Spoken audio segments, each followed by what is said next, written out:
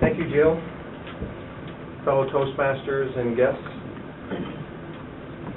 My name is Greg Horner. I was born in 1959 in a suburb of Auckland, New Zealand called Otahuhu.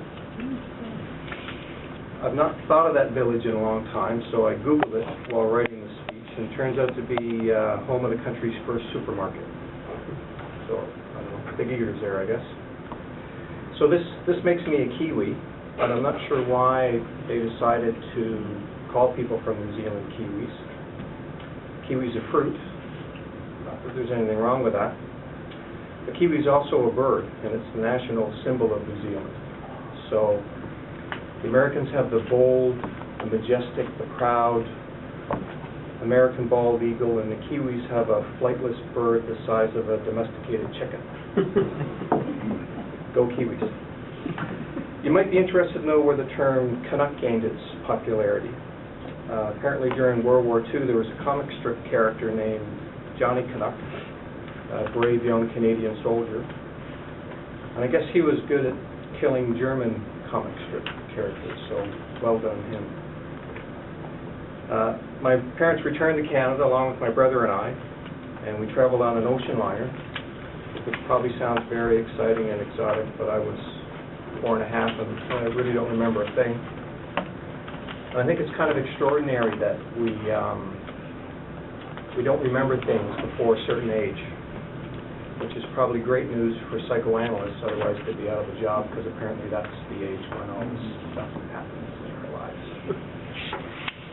I spent my school years in southern Ontario, then joined the Navy to see the world. Turns out all I saw was other Navy ports, but that was all right. I was a communications specialist, but also a ship's diver, which meant I inspected things underneath the ship, and that was my job during peacetime.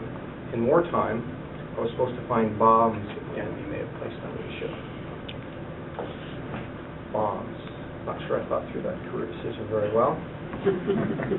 So I completed my 5-year contract with Her Majesty's Service, went back to school to become a full-time commercial diver. No bombs that time. And that was fun for a while. Then I moved to Vancouver, went back to school again, and became a computer analyst. Now, before anybody asks me to help them fix their computer, let me put this in perspective.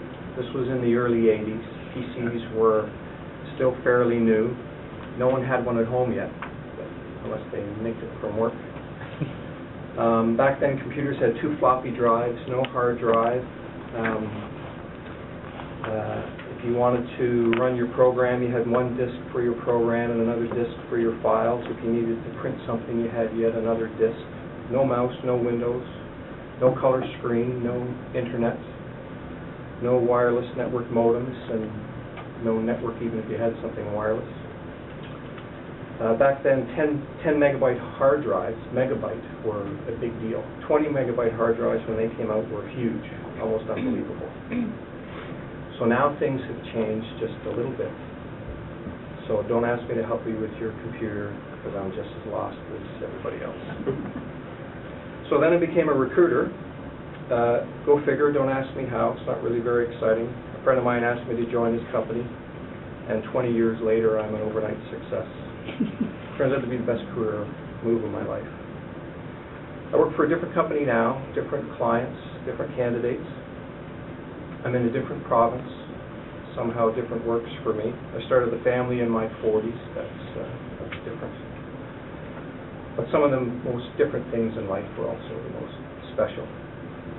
And thinking of different things, I often think of my father growing up in downtown Toronto, one of 5 kids, the youngest boy. His father delivered bread from a horse-drawn carriage. One day my dad comes home and tells his parents he's got to move to New Zealand.